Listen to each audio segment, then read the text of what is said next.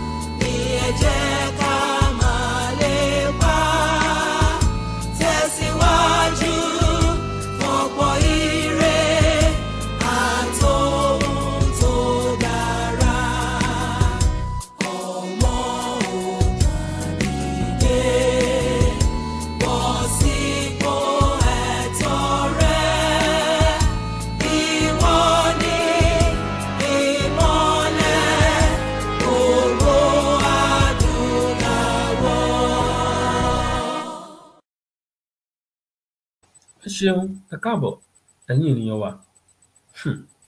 Téèyàn bá jojú ahun àánú á ṣe ni. Ohun tí arákùnrin tẹ́ ẹ̀ ń wò yìí tó dánwò nílùú Nàìjíríà, oríṣiríṣi ìròyìn ibú lẹ̀ ẹ́ máa gbọ́ lójoojúmọ́. Kí ló dé nínú Nàìjíríà? Kí ló dé? Àwọn àpẹẹrẹ tẹ́ ẹ̀ ń rí wọn àwọn àpẹẹrẹ burúkú ni. Àwọn nǹkan tẹ́ ẹ̀ dẹ̀ fi máa mọ̀ náà ni pé àwọn ohun tó ń ṣẹlẹ̀ lọ́tùn-ún lágbègbè yín, lọ́tùn-ún lósì. Ẹ wo àwọn ọmọ tó ṣe JAMB ní last time, ẹ wo nǹkan tó ṣẹlẹ̀. A rí àwọn kan ní Delta State tí wọ́n ṣe exam pẹ̀lú candle tán fi tọ́ọ̀ṣì sí wọn. Ẹ wá wo àwọn tó ṣe WAEC lánàá títí wọn wá burú jáì. Ó tiẹ̀ tó wá kọjá ohun tó burú. According to wọ́n ní Kebbi State, wọ́n láwọn kan ṣe exam around after 12 lóru. Kí ni mo sọ? Around after 12 lóru làwọn kan ṣẹ̀ṣẹ̀ wọ́n ní nǹkan bí 6 lálẹ́ náà ṣẹ̀ṣẹ̀ kó pépà dé sọ́pọ̀lọpọ̀ àwọn ibi. Àwọn tó tètè kúrò ńbẹ̀ ló kúrò ńbẹ̀ ní 10 o'clock lálẹ́. Àtùpà tó ń fi karosíìnì sí, àwọn candle òun náà làwọn èèyàn fi ń ṣe WAEC lánàá o nínú Nàìjíríà. Wọn ò value education in their country. Àwọn àpẹẹrẹ tẹ́ fi mọ̀ p'Ọlọ́run ti kọ̀yìn sí Nàìjíríà lẹ̀ ń rí yẹn. Kì í ṣe èpè. Ọ̀rọ̀ tá à ń sọ kì í ṣọ̀rọ̀ burúkú. Ó ń jọ bí ọ̀rọ̀ burúkú létí yín, kò rí bẹ́ẹ̀. Òótọ́ ọ̀rọ̀ ni. Àwọn tẹ́ dẹ̀ ń wò tán ń ṣadarí wọ̀nyí gbogbo wọn pátápátá, ẹ̀kọ́ ọ̀fẹ́ ni wọ́n lọ nínú Nàìjíríà. Wọ́n ń jẹ, wọ́n fún wọn lóúnjẹ ní school lọ́fẹ̀ẹ́. Ẹ̀kọ́ ọ̀fẹ́ ni wọ́n lọ. Ẹ wo nǹkan tí wọ́n sọ ẹ̀kọ́ dà. Kò sí future fáwọn ọmọ. Òun ni mò ń sọ fún boy tá a jọ ń ṣiṣẹ́ lénìí. Àwọn ọmọ tó wá ṣe practical ní school wa, wọ́n retain àwọn 2 ọdọọdún last year the same thing. Òun ni mò ń sọ, mo ní you see. Àwọn ọmọ wọn wá ṣe practical, wọ́n wá ṣe IT níbi iṣẹ́. Wọ́n dẹ̀ rí pé wọ́n ti parí school, wọ́n retain wọn kán wá bẹ̀rẹ̀ iṣẹ́ fully. Bí wọ́n ṣe máa mú wọn ni wọ́n máa pín wọn sí àwọn company ní káàkiri. Kò sí nǹkan tó jọ bẹ́ẹ̀ ní Nàìjíríà. Kò sí nǹkan tó jọ. Everybody ń ṣe èyí tó wù. Ẹ wo arákùnrin tí wọ́n mọ̀ sí olówó nínú ìlú. Ẹ wá wo ohun tó dánwò. Ẹ wo ohun tó dánwò lárákùnrin tẹ́ ẹ̀ wojú ẹ̀ kùngbàkùngbà yìí. Ẹ rí nǹkan tó dánwò. Immigration arrest wanted billionaire ritual at Seme border. Arákùnrin ni o. Ẹ wò ó. Popular Enugu billionaire caught by villager after bury pregnant woman, mother and other alive in his house. Ṣé ẹ rí nǹkan bẹ́ẹ̀ yẹn? The villager of Enugu in Enugu have uncovered a home hidden behind the last of hardcore billionaire worth. Kíní yẹn mi ò rí dáadáa. This phone mo fi ń ṣẹ̀dítì. Ìbá lè ka kíní yìí dáadáa síta. ohun tí a rí nìyẹn o ẹ jẹ́ ká lọ wo fọ́nrán ẹ jẹ́ ká lọ wo fídíò gangan tí nǹkan yẹn ti ṣẹlẹ̀ ẹ jẹ́ ká lọ bẹ̀.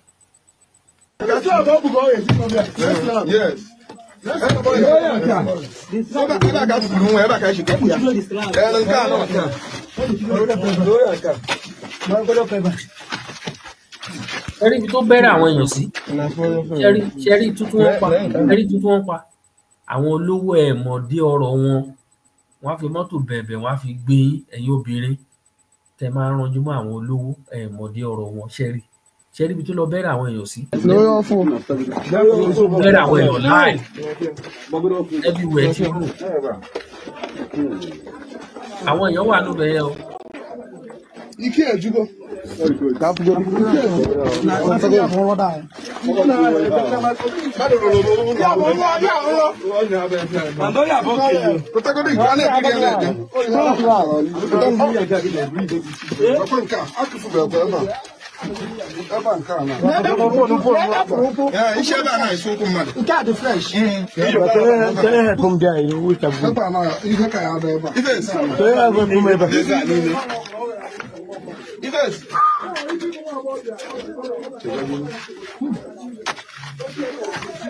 What's all you become very good?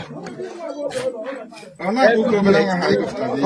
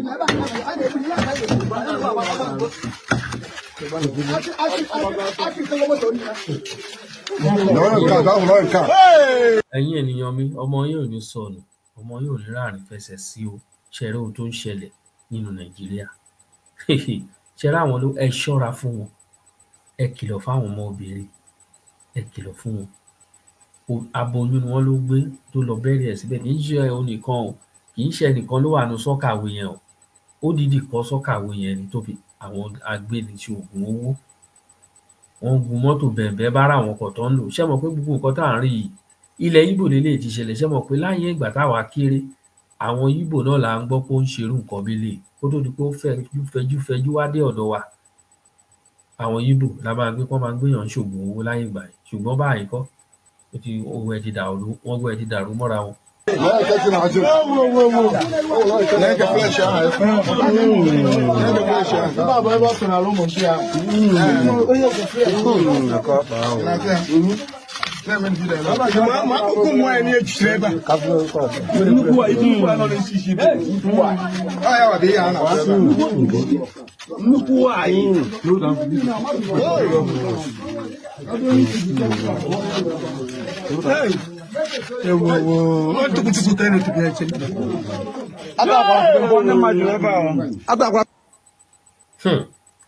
Ó terrible.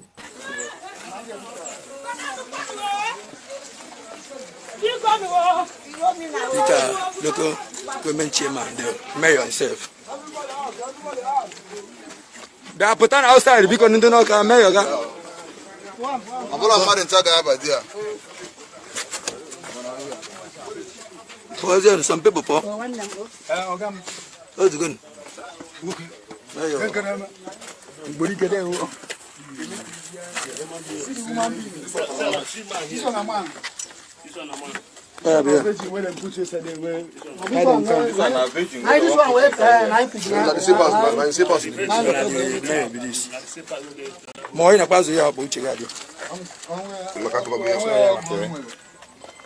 That's it. We sit there for the veggie.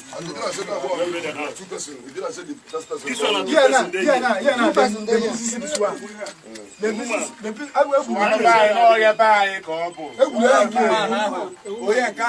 ó lágbára.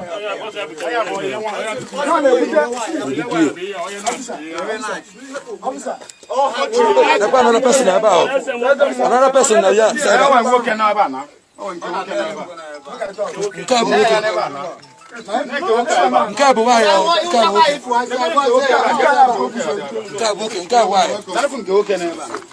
Another person still there.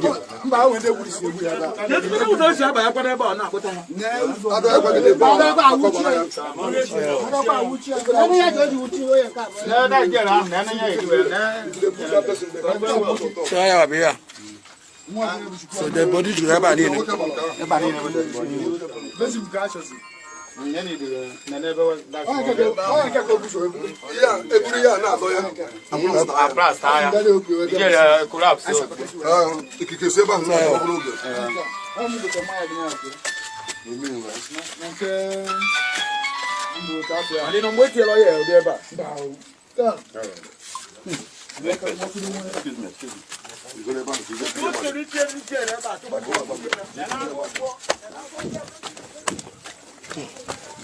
so that is it.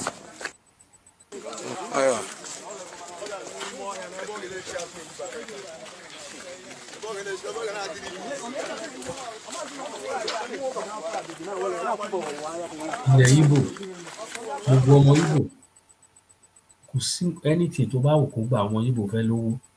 I'm telling you. Ọmọ Igbo kò sí anything tó wù kó wọ́pọ̀ nínú wọn kì í ṣe bẹ́ẹ̀ máa ń fi ọwọ́ sí nǹkan tí ò dáa. Ẹ lọ sílẹ̀ Igbo kẹ́ lọ wòran kẹ́ lọ rí àwọn ilé àwòlá ẹnu sílẹ̀. Ẹ máa lọ nínú igbó bílẹ̀ ẹ kọ̀ déédé lọ rí mansion nínú igbó. Gbogbo wọn náà máa fẹ́ ẹ lọ wá wò wọ́n nílùú òyìnbó ẹ wo tútọ́ ń pa ẹ wá wò àwọn nǹkan tó ń ṣe. Ẹ rí bó àwọn náà máa mú jù ní airport kí wọ́n gbé egbògi olóró àwọn ọmọ Igbo ni. Wọ́n fẹ́ ní owó bó jẹ́ ògùn ni wọ́n á lọ ṣe ni òun náà lẹ́ ń rí yẹn.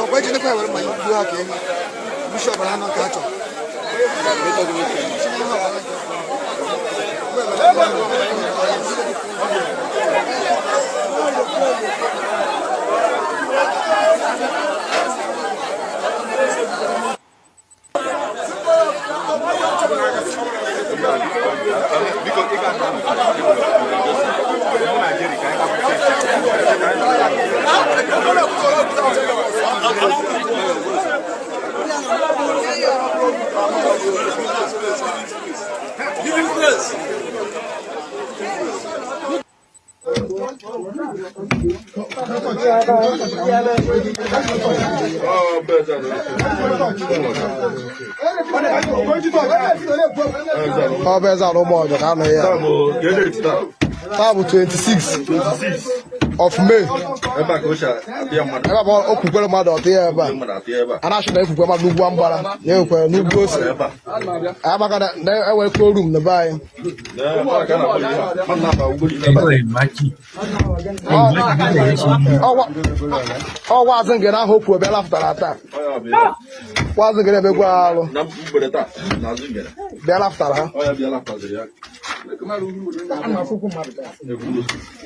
Don't worry, lágbára.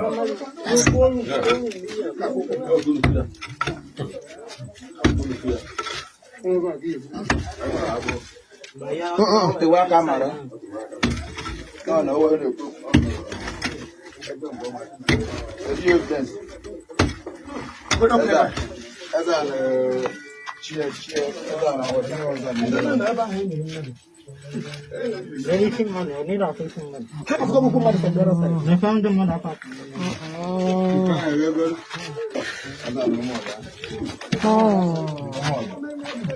Oh.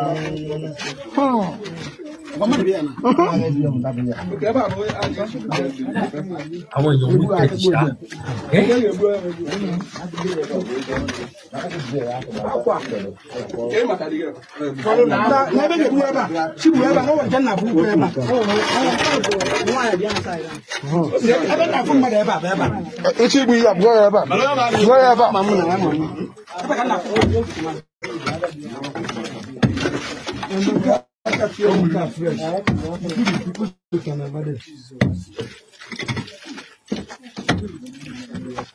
mo nígbàgbọ́ pé máa yìí kò ṣáà lè ṣe kí lè ṣe kí ní jẹ́ kí fúnra rẹ̀ kí náà pè kí ní sọ́kà yìí kò lè ṣe fúnra rẹ̀ àwọn bíríkìlà kan ṣáà ló ṣe àwọn bíríkìlà kan ṣáà ló ṣe abẹ́yẹn èèyàn gbà mí fèèrè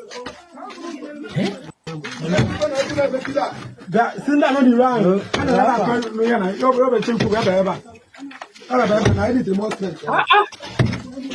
Very strong. Okay, hang on, Very have to strong. cook all my I see go go. Go back here, you go. Every spot I'm on. Ever got the banana cake? Ever got the babu go? Yes.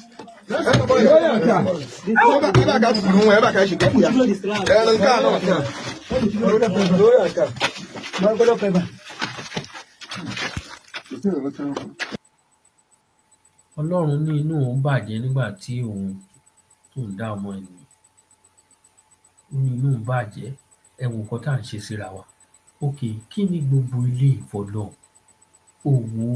owó tí wàá ní tí ẹ ò ní ní fọkànbalẹ̀ kí ló wá ní owó yẹn fún ìkìlẹ̀ gbígbẹ pẹ̀lú ìdẹ̀ra ṣe é kó sàn ilé tí wàá tó ṣe lè sí báwo ló ṣe fẹ́ máa sùn báwo ló ṣe lè sùn kó ní àlàáfíà nígbà tó bá ṣe gbogbo orú eléyìí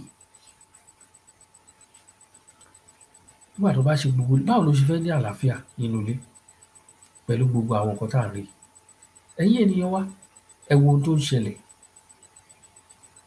ẹ wo ohun tó ń ṣẹlẹ̀ ó gbé ọmọ ènìyàn bíi ti tẹ̀ wọ́n láàbóyún obìnrin tó ní oyún sínú obìnrin tó lóyún sínú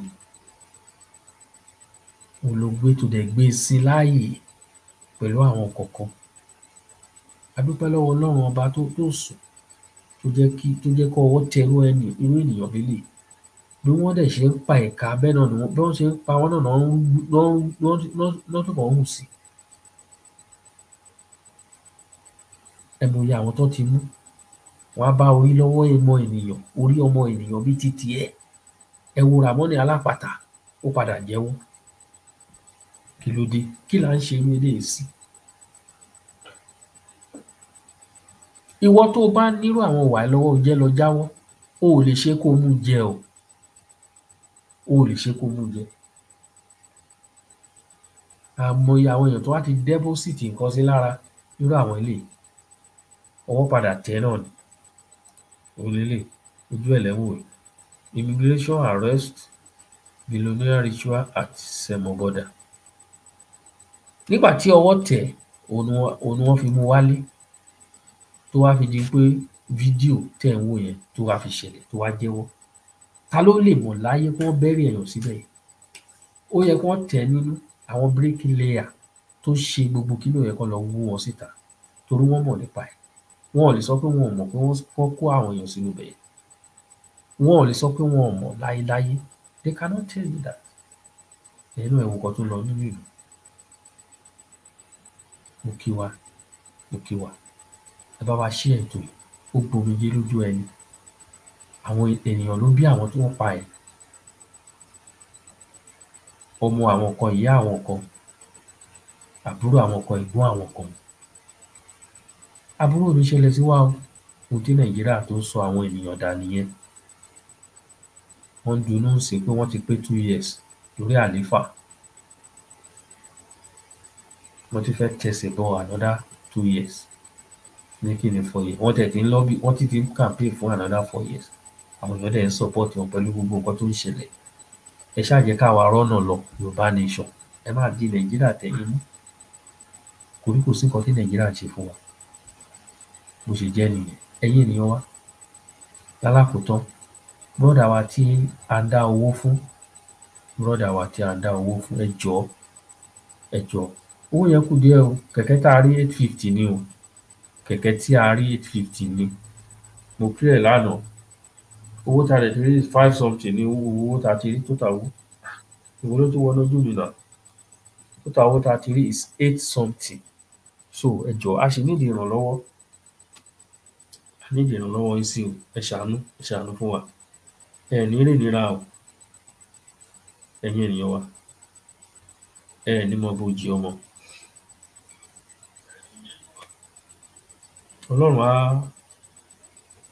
Ọlọ́run á gbàdúrà gbogbo wa ẹ ní táwọ́ ná bẹ́ẹ̀ ni a dẹ̀ gbàdúrà fún gbogbo àwọn tó ti dá sí ibi tẹ́ tí mo kò ní tán bẹ́ẹ̀ ẹ dẹ̀ ní kábàámọ̀ àdúrà mi nìyẹn ẹ ní kábàámọ̀ ẹ ṣeun gan àníní jù báyìí lọ ó dàárọ̀ ẹ jẹ́ ká play ìyàwó náà.